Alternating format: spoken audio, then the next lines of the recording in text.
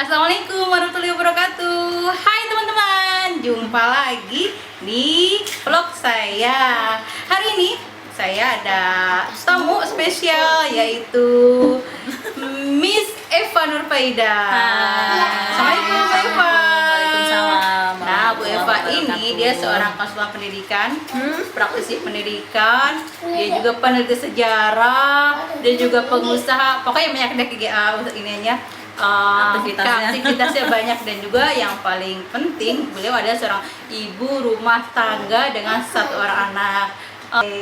Oke, yang pertama, sekarang masih masa pandemik, ya. Dan juga sekarang pembelajaran anak di sekolah tuh semuanya daring sudah hampir 1 tahun penuh ya. Ternyata Betul. corona itu masih Panjang karena kita nggak tahu sampai kapan yang berakhir. Walaupun vaksin sudah ada, tapi vaksin ini masih memerlukan banyak uji coba untuk penelitian. Ya bisa jadi vaksin itu nggak efektif ya, karena banyak juga dari banyak kalangan yang tidak menyetujui tentang vaksin ini. Tapi kita nggak ngomongin tentang vaksin sih. Nah, oke, kan kita seru-seruan. Kita ini hidup, kalau saya kan hidup di zaman di tahun era 90-an, berarti itu generasi Y atau Z. Z 90-an ya. 90-an Z. 90-an Kalau Z. sekarang kan zaman 2000-an itu juga generasi milenial. Dan generasi yang sekarang disebut generasi Gen Z. Gen Jadi Z. mereka tuh yang kecil-kecil itu udah update, bisa main handphone, sudah jago main gadget, main game dalam usia anak 2 tahun, 3 tahun. Makanya Oke, mereka disebut pertanyaannya, apa sih perbedaan anak di era generasi Z di generasi milenial sama di generasi Gen Z? Itu udah 3 generasi ya. Betul. Lumayan. Iya. Agak tua sih. Agak banyak. Agak banyak. Kalau bilang tua nanti. Iya. Apa tuh bedanya? Bedanya sih banyak banget ya, karena semua Dari generasi itu kan Z dulu, generasi Z. iya, dari generasi Z. Sebenarnya generasi X, Y, Z itu sekarang masih ada ya, gitu kan. Mereka itu masih menjalani hidup yang berbarengan dari yang kita belum mengenal tentang revolusi industri yang nggak terlalu booming gitu kan, tiba-tiba dikagetkan dengan revolusi industri 4.0 yang gitu loh. Kaget banget. Dari yang kita dulu kenal komputer biasa-biasa aja, tiba-tiba muncul Android, terus kita jadi heboh nih sama segala macam aplikasi yang muncul, internet. Betul. Nah, terus akhirnya sampai imbasnya itu kepada anak-anak kita yang sekarang, gitu ya. Nah, terus jadi perbedaannya tuh sangat banyak gitu ya, apalagi dalam dunia pendidikan ya, kita yang dituntut pertama tuh dunia pendidikan adalah yang terakhir kali masuk masuk sekolah. Tidak diizinkan untuk sekolah lebih cepat. Karena apa? Karena menjaga kondisi, takutnya di dalam rumah itu kan ada ada keluarga yang hidup tinggal bersama nenek, bersama kakek yang mungkin usianya rentan. Dan mereka tuh ketika mungkin terpapar oleh vaksin virus corona, nah itu kan bisa lebih lama lebih lama untuk penyembuhannya, terus lebih karena imunitasnya kan lebih rentan daripada anak-anak muda gitu. Nah jadi itu sangat-sangat rentan sekali, sehingga imbas buat kita itu terutama dalam lingkungan pendidikan ya, karena kita memang bergeraknya di dalam dunia pendidikan, itu luar biasa gitu loh. Jadi perbedaannya contoh dari gurunya aja nih yang masih ada di dalam generasi Y dan generasi Z, mereka tuh kesulitan untuk menghadapi teknologi. Betul. Revolusi industri yang semuanya serba daring, semuanya serba internet, semuanya serba komputer gitu loh. Terus apalagi di dalam sistem daring itu kita harus mampu menggunakan aplikasi. Benar-benar. Beda banget sama anak-anak yang berada di generasi milenial. Kan mereka sudah update banget tuh dengan berbagai macam aplikasi yang muncul di internet gitu ya. Apalagi generasi Gen Z di mana ibunya itu seorang generasi milenial yang kecil sudah kenal komputer, sudah kenal internet. Terus mereka tuh di waktu hamil aja udah cekrek gitu kan. Apalagi sekarang banyak banget pose-pose ibu-ibu hamil yang udah foto-foto. Nah iya, di dalam kandungan mereka sudah dikenalkan dengan teknologi gitu, sehingga begitu sehingga sekarang udah berapa 4 dimensi. Betul. Sudah semakin canggih dunia kedokteran. Nah terus jadi begitu lahir anaknya udah langsung jago. selfie. Langsung selfie, udah jago banget gitu. Kalau dengan lain, sekarang itu beda kan, langsung selfie. Iya, nah itu jadi generasi Gen Z itu apa tuh namanya, sosialisasi mereka dengan dunia pendidikan itu dengan teknologi itu luar biasa. Ya betul. Jadi cepat banget belajar, bahkan anak usia 2 tahun, 3 tahun itu sudah bisa memainkan gadget itu dengan lihai sekali. Berarti setiap masa itu yang tampak menonjol itu dari teknologi, dari generasi Z, generasi milenial, generasi Gen Z, apalagi di saat kita pandemi ini muncul makhluk-makhluk baru seperti itu. Kita nggak kenal makhluk yang namanya Zoom, makhluk-makhluk baru yang namanya Webex. Nah sekarang itu harus mau nggak mau siap kita harus berkenalan dengan makhluk itu.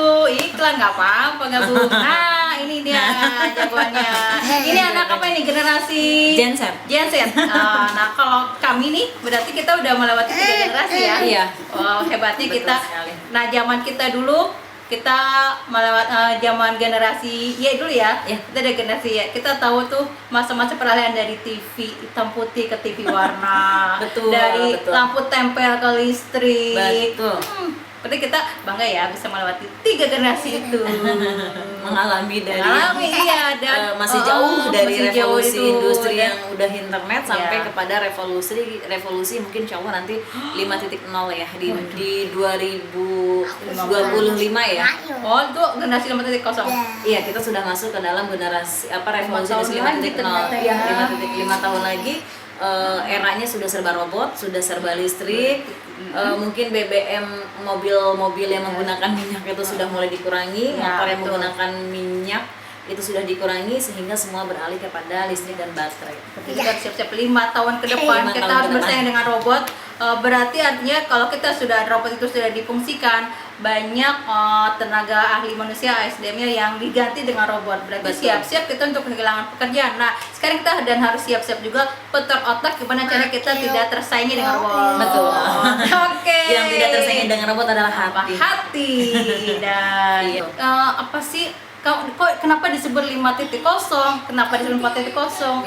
Asal usul dari mana sih angka-angka itu gitu? Banyak teman-teman yang ingin tahu teman-teman ya. Iya. Revolusi industri itu kan pertama kali terjadi di Inggris ya. Tahun berapa itu? Pada pertengahan abad 17. Maka itu disebut revolusi 1.0 gitu. Sekitar tahun 1700-an. Nah, iya, di pertengahan 1700-an. Tapi biasanya revolusi industri itu terjadi 100 tahun sekali. Targetnya 100 tahun sekali, sehingga ketika kita udah masuk kepada tahun 2000-an itu kita sudah masuk kepada revolusi industri 4.0. Tapi ternyata ada percepatan gitu ya. Nah, ketika itu terjadi percepatan, ternyata kita tuh dikejar dengan revolusi industri 5.0 di tahun 2000-an ini. Nah, tandanya di revolusi 5.0 itu adalah ketika banyak sekali robot-robot diciptakan untuk menggantikan pekerjaan manusia, terus semua beralih kepada listrik menggunakan baterai gitu, sehingga ada pergantian teknologi dari kita yang biasa pakai mobil pakai BBM pakai listrik, terus nanti biasanya segala sesuatu itu dulu kita masih manual, semua sekarang akan serba listrik. Tol itu semua pakai listrik, masuk bandara semua pakai robot bukan listrik ya, semuanya udah serba robot. Segala sesuatu semua tersistem, tersistem dan menggunakan robot itulah. Nah ketika itu sudah serba robot, maka kita sudah memasuki revolusi industri 5.0 dan itu kita harus menjadi manusia-manusia yang benar-benar bersaing dengan robot gitu, karena nanti robotnya sudah bisa diajak berinteraksi, diajak diskusi dengan kita. Makanya nggak kebayang nanti tahun 2025 mungkin kalau saya ini sebagai pendidik ya Bu Eva ya. Jadi agak risih ya, nanti agak bingung juga gimana caranya kalau misalnya fungsi guru sudah digantikan dengan robot, kan itu yang tidak mungkin. Tapi sosok guru itu kan lebih apa namanya, untuk anak yang konkret yang nggak dipenting dengan robot. Jadi Betul. lebih bagus guru langsung. Tapi nanti gimana apa jadinya kalau nanti guru itu digantikan dengan robot, fungsi mengajar guru digantikan dengan robot, pasti nanti anak-anaknya gimana ya? Nah itu dia, pengetahuan kita bisa jadi tapi Ya. bisa cari, tapi yang namanya adab itu Adab, tidak bisa. nah, Adab itu betul. kembali kepada diri kita. Makanya hati itu tidak akan tergantikan. Karena Betul. hati itu yang apa namanya tuh yang menggerakkan kita ya menjadi manusia yang lebih baik. Ya, betul. Menjadi manusia yang baik atau menjadi yang buruk gitu. Karena kan khairun nas anfa'uhum linnas itu kan ketika sebaik-baik manusia adalah yang Bermanfaat bagi manusia yang lainnya. Iya, Nah, iya. ketika kita ingin menjadi bermanfaat, maka manfaat kita itu menampilkan dakwah kita yang menjadi guru yang baik atau guru yang buruk. Guru itu dalam arti bukan dunia pendidikan ya, tapi setiap manusia itu memang Menjadi punya guru. kewajiban berdakwah gitu kan kepada manusia yang lainnya gitu. Kita memberikan contoh yang mana gitu.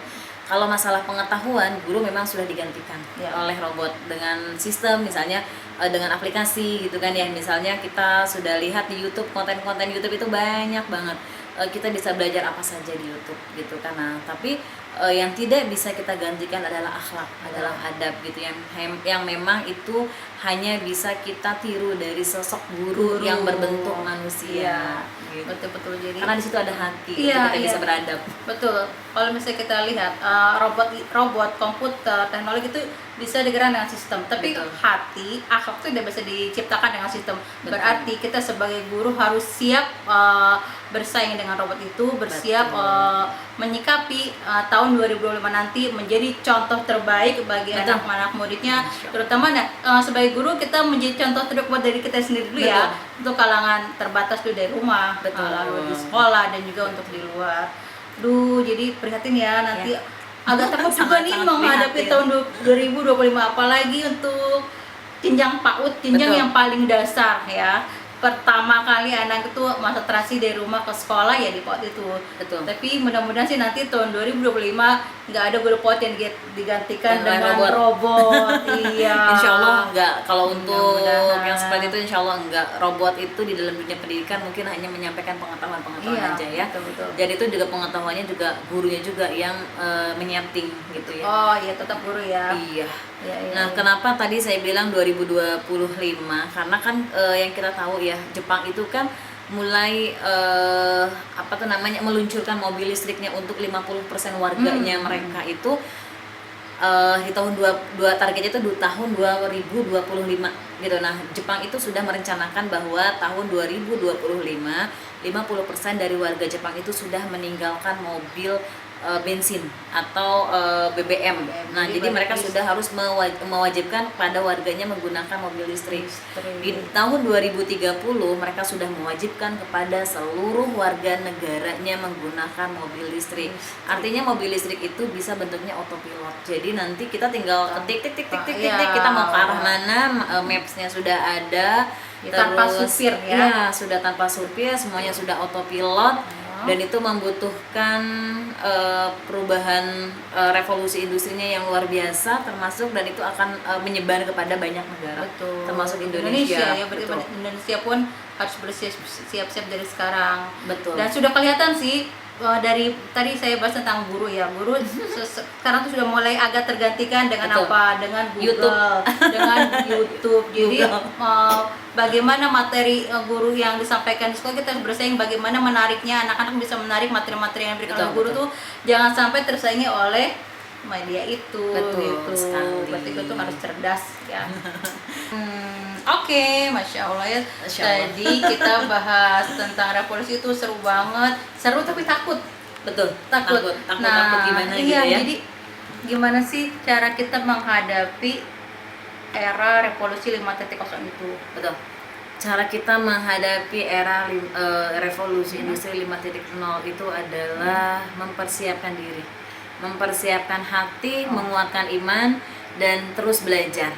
Itu kayaknya itu udah kunci yang memang harus mau tidak mau kita harus ikuti gitu ya. Karena itu semua akan terjadi di seluruh dunia, dan apabila kita tidak mampu untuk menyiapkan diri, sesungguhnya ini imbasnya kepada negara kita. Oh, negara ya. Betul. Iya. Ini kedaulatan negara. Karena apa? Ketika revolusi industri itu kita sadari sebagai ruang-ruang virtual yang muncul di belahan dunia manapun, maka peperangan itu bisa saja tidak dengan senjata. Iya, gitu tapi dengan teknologi. Dengan teknologi, terus kita nggak perlu benteng-benteng untuk menjaga negara, tapi yang kita karena apa? Karena semuanya hanya berbatasan dengan tembok-tembok virtual yang barisnya tuh hanya antara kita dan langit gitu dan digerakkan hanya dengan satu jari. Betul, dan digerakkan dengan jari. Kenapa begitu? Karena semua data diri kita, jangankan data negara, data seorang warga negara saja sudah tersimpan di dalam satelit.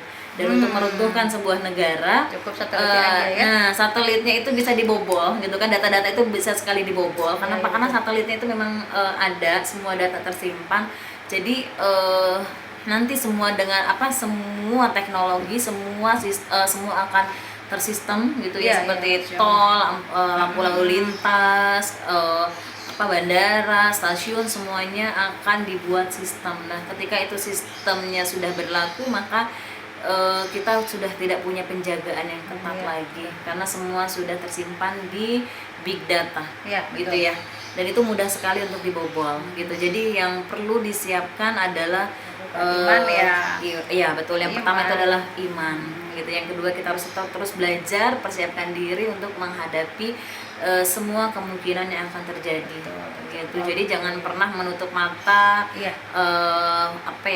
kembali kepada dunia konvensional, terus terlalu yang juga jangan terlalu kita terhasut atau terbawa isu sekulerisme, karena ini akan masuk nih segala macam informasi, isu-isu itu juga perang isu ya. Betul, perang isu juga. Terus kita harus bisa menjaga tangan karena tangan jarimu harimaumu nih hari ini nih. Kalau kan lidahmu harimaumu, sekarang berganti jarimu harimaumu. Betul. Apalagi undang-undang persekusi kan sangat berlaku ya di era undang-undang ITE kayak gini kan, terus di era teknologi kayak gitu. Jadi itulah makanya berhati-hati, terus jangan mudah terpancing isu. Karena di sini media-media itu banyak banget muncul, terus kita baca, ketika kita meningkatkan literasi baca, tapi kita nggak pandai untuk menyaring, tidak pandai untuk memahami, tidak pandai menyaring setiap informasi yang masuk, sesungguhnya hati kita jadi panas. Betul. Terus nanti akhirnya kita ikut-ikutan memfitnah segala macam berita, gitu. Jadi berhati-hati. Jadi tetap belajar, tapi tetap juga harus pandai menyaring informasi. Betul. Waduh, masya Allah, banyak sekali teman-teman. Ternyata hari ini kita banyak sekali mendapat ilmu pengetahuan, banyak sekali wawasan yang kita dapati dari Bu Eva ini ya. Mau nggak mau, siap tidak siap, kita harus siap memasuki era revolusi 5.0 yang sudah ada di depan mata. Betul. 5 tahun itu bukan waktu yang lama sekarang ya. Waktu berjalan begitu cepat. Kita harus menyiapkan diri tadi dengan pertama Iman, akhlak itu, dan kita hati-hati dengan terus belajar, hati-hati dengan jarinya ini loh, karena jari ini akan menentukan kita dan juga masa depan keluarga kita dan harga diri negara kita juga. Baik, terima kasih Bu Eva, ilmunya, terima kasih semuanya. Sama-sama. Bermanfaat sekali buat saya dan juga buat teman-teman semuanya. Insya Allah lain kali nanti kita akan membahas dengan topik-topik yang lebih seru lagi tentunya. Makasih waktunya ya. Baik teman-teman, terima kasih sudah mengikuti vlog saya, dan ikuti terus nanti di vlog-vlog selanjutnya. Silahkan subscribe ya kalau suka dengan video ini. Terima kasih. Wassalamualaikum warahmatullahi wabarakatuh. Waalaikumsalam.